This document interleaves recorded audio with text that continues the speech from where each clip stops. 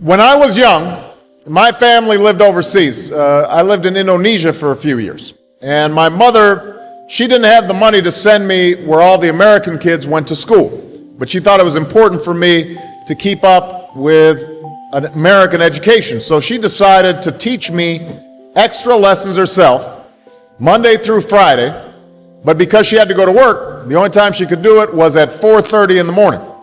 But whenever I'd complain, my mother would just give me one of those looks and she'd say, "This is no picnic for me either, Buster." So I know that some of you are still adjusting to being back at school, but I'm here today because I have something important to discuss with you. My father left my family when I was 2 years old, and I was raised by a single mom who had to work and who struggled at times to pay the bills and wasn't always able to give us the things that other kids had. There were times when I missed having a father in my life. There were times when I was lonely and I felt like I didn't fit in. So I wasn't always as focused as I should have been on school. And I did some things that I'm not proud of. And I got in more trouble than I should have. And my life could have easily taken a turn for the worse. But I was lucky. I got a lot of second chances. And I had the opportunity to go to college and law school and follow my dreams. My wife, our First Lady, Michelle Obama, she has a similar story. Neither of her parents had gone to college, and they didn't have a lot of money. But they worked hard, and she worked hard so that she could go to the best schools in this country. But some of you might not have those advantages. Maybe you don't have adults in your life who give you the support that you need. Maybe someone in your family has lost their job, and there's not enough money to go around. Maybe you live in a neighborhood where you don't feel safe, or have friends who are pressuring you to do things you know aren't right. Maybe you could be a great writer, maybe even good enough to write a book or articles in a newspaper, but you might not know it until you write that English class paper that's assigned to you. Maybe you could be an innovator or an inventor, maybe even good enough to come up with the next iPhone or the new medicine or vaccine, but you might not know it until you do your project for your science class. Maybe you could be a mayor or a senator or a Supreme Court justice, but you might not know that until you join student government or the debate team. And no matter what you want to do with your life, I guarantee that you'll need an education to do it. You want to be a doctor or a teacher or a police officer? You want to be a nurse or an architect, a lawyer or a member of our military? You're going to need a good education for every single one of those careers. You cannot drop out of school and just drop into a good job. You've got to train for it and work for it and learn for it. And this isn't just important for your own life and your own future. What you make of your education will decide nothing less than the future of this country. The future of America depends on you. What you're learning in school today will determine whether we as a nation can meet our greatest challenges in the future. You'll need the knowledge and problem-solving skills you learn in science and math to cure diseases like cancer and AIDS, and to develop new energy technologies and protect our environment. You'll need the insights and critical thinking skills you gain in history and social studies to fight poverty and homelessness, crime and discrimination, and make our nation more fair and more free. You'll need the creativity and ingenuity you develop in all your classes to build new companies that will create new jobs and boost our economy. We need every single one of you to develop your talents and your skills and your intellect so you can help us old folks solve our most difficult problems. If you don't do that, if you quit on school, you're not just quitting on yourself, you're quitting on your country. Now, I know it's not always easy to do well in school. I know a lot of you have challenges in your lives right now that can make it hard to focus on your schoolwork. I get it. I know what it's like. But at the end of the day, the circumstances of your life, what you look like, where you come from, how much money you have, what you've got going on at home, none of that is an excuse for neglecting your homework or having a bad attitude in school. That's no excuse for talking back to your teacher or cutting class or dropping out of school. there is no excuse for not trying. Where you are right now doesn't have to determine where you'll end up. No one's written your destiny for you. Because here in America, you write your own destiny. You make your own future. That's what young people like you are doing every day all across America. That's why today I'm calling on each of you to set your own goals for your education and do everything you can to meet them. Your goal can be something as simple as doing all your homework, paying attention in class, or spending some time each day reading a book. Maybe you'll decide to get involved in an extracurricular activity or volunteer in your community. Maybe you'll decide to stand up for kids who are being teased or bullied because of who they are or how they look. Because you believe, like I do, that all young people deserve a safe environment to study and learn. Maybe you'll decide to take better care of yourself so you can be more ready to learn. But whatever you resolve to do, I want you to commit to it. I want you to really work at it. I know that sometimes you get that sense from TV that you can be rich and successful without any hard work. That your ticket to success is through rapping or basketball or being a reality TV star. Chances are you're not going to be any of those things. The truth is, being successful is hard. You won't love every subject that you study. You won't click with every teacher that you have. Not every homework assignment will seem completely relevant to your life right at this minute. And you won't necessarily succeed at everything the first time you try. That's okay. Some of the most successful people in the world are the ones who've had the most failures. J.K. Rowling, who wrote Harry Potter.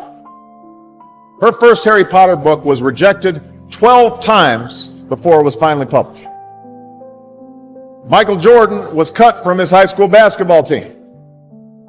He lost hundreds of games and missed thousands of shots during his career. But he once said, "I have failed over and over and over again in my life, and that's why I succeed." These people succeeded because they understood that you can't let your failures define you. You have to let your failures teach you. You have to let them show you what to do differently the next time. So if you get into trouble, that doesn't mean you're a troublemaker. It means you need to try harder to act right. If you get a bad grade, that doesn't mean you're stupid. It just means you need to spend more time studying. No one's born being good at all things. You become good at things through hard work. You're not a varsity athlete the first time you play a new sport. You don't hit every note the first time you sing a song. You've got to practice. The same principle applies to your schoolwork. You might have to do a math problem a few times before you get it right. You might have to read something a few times before you understand it. You definitely have to do a few drafts of a paper before it's good enough to hand in. Don't be afraid to ask questions. Don't be afraid to ask for help when you need it. I do that every day. Asking for help isn't a sign of weakness, it's a sign of strength. Because it shows you have the courage to admit when you don't know something, and that then allows you to learn something new. So find an adult that you trust, a parent, a grandparent, or a teacher, a coach, or a counselor, and ask them to help you stay on track to meet your goals. And even when you're struggling, even when you're discouraged, and you feel like other people have given up on you, don't ever give up on yourself. Because when you give up on yourself, you give up on your country.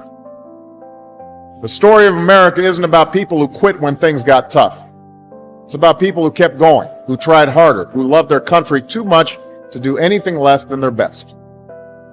It's the story of students who sat where you sit 250 years ago and went on to wage a revolution, and they founded this nation. Young people. Students who sat where you sit 75 years ago, who overcame a depression and won a world war, who fought for civil rights and put a man on the moon. Students who sat where you sit 20 years ago, who founded Google and Twitter and Facebook and changed the way we communicate with each other. So today, I want to ask all of you, what's your contribution going to be? What problems are you going to solve?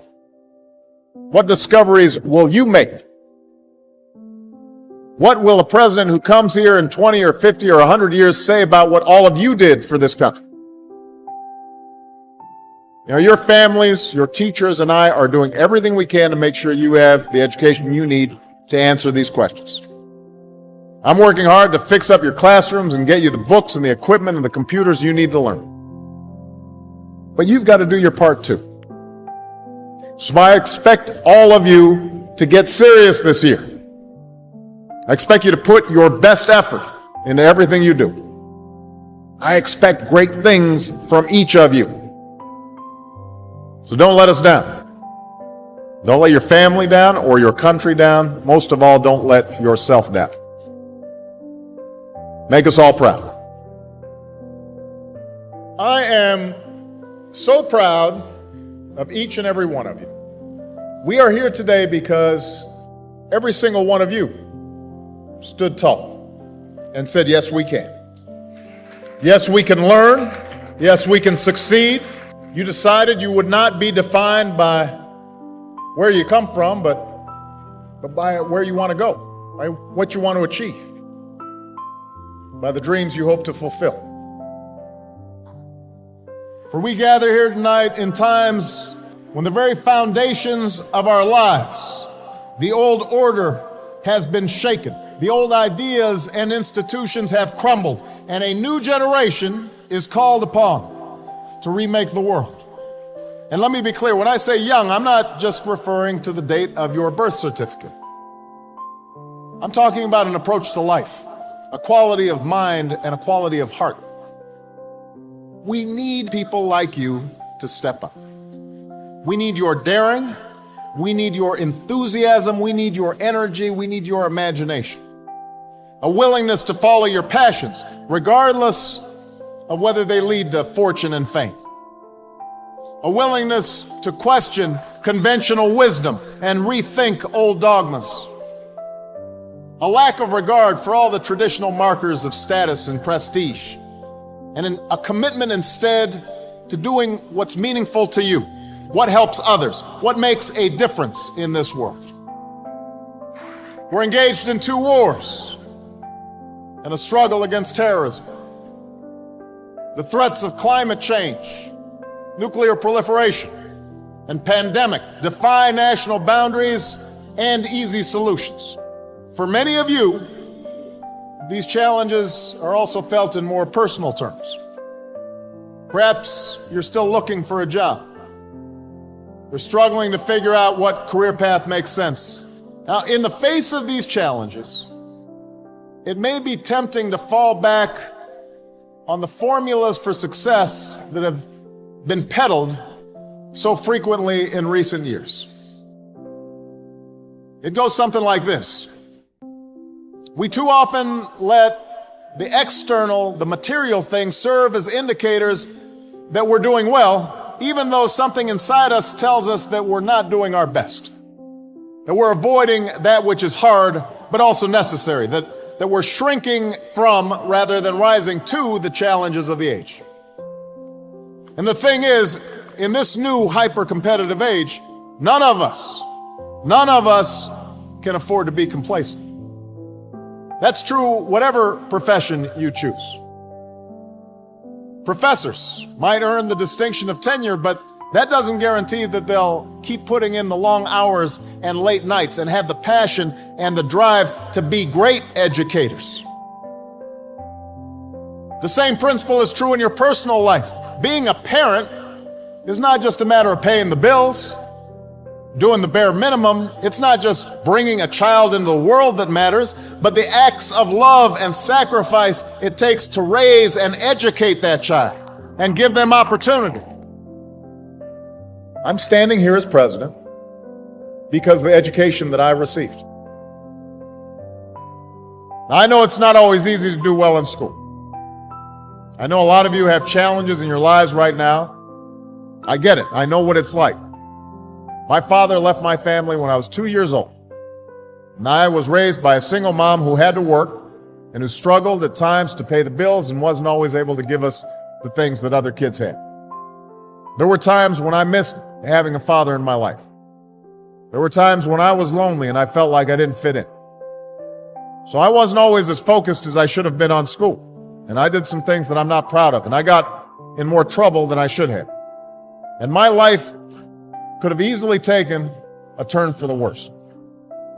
But my mother, my grandparents, they pushed me to excel.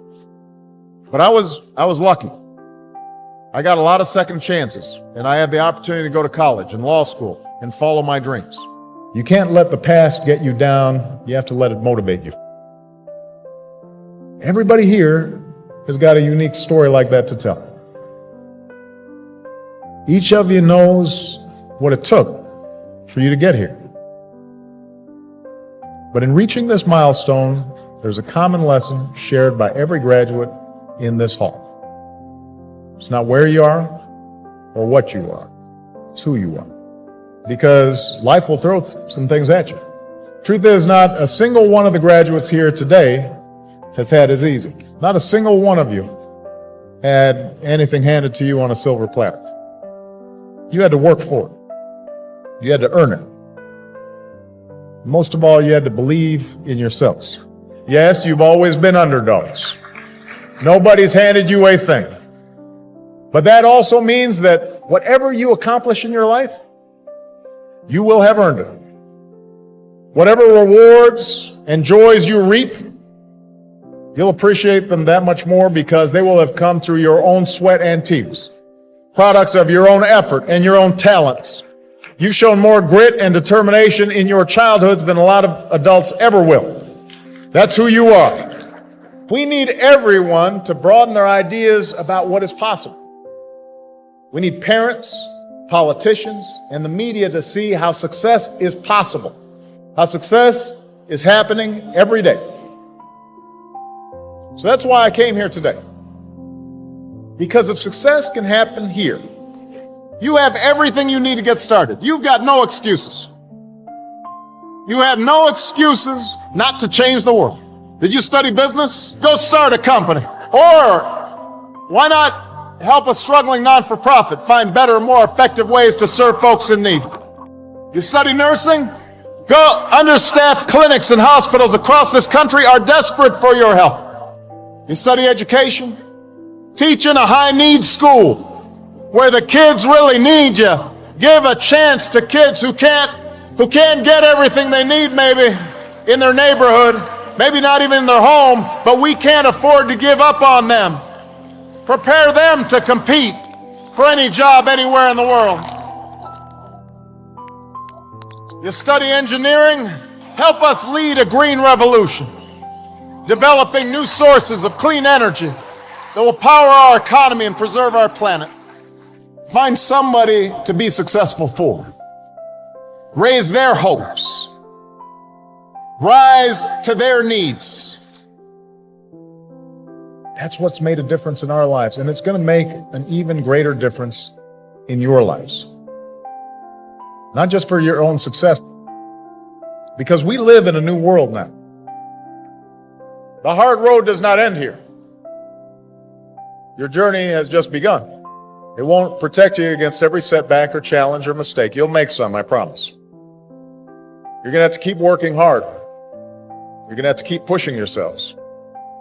And you'll find yourself sometime in situations where folks have had an easier time. They're a little bit ahead of you, and you're going to have to work harder than they are. And you may be frustrated by that. You may have setbacks and you may have failures, but you're not done. You're not even getting started. And if you ever forget that, just look to history. Colonel Sanders didn't open up his first Kentucky Fried Chicken until he was in his 60s. Winston Churchill was dismissed as little more than a has-been who enjoyed scotch a little bit too much before he took over as prime minister and saw Great Britain through its finest hour. When you read a great story or you learn about an important moment in history, it helps you imagine what it would be like to walk in somebody else's shoes, to know their struggles. Each of them, at one point in their life, didn't have any title or much status to speak of. But they had passion, a commitment to following that passion wherever it would lead, and to working hard every step along the way. But if you do push yourselves, if you build on what you've already accomplished here, then I couldn't be more confident about your futures. I'm hopeful and I'm excited about what all of you can achieve. And I know that armed with the skills and experience and the love that you've gained, you're ready to make your mark on the world. So thank you. Thanks for inspiring me. I know starting your careers in troubled times is a challenge, but it is also a privilege. Because it's moments like these that force us to try harder and dig deeper and to discover gifts we never knew we had, to find the greatness that lies within each of us. So don't ever shy away from that endeavor.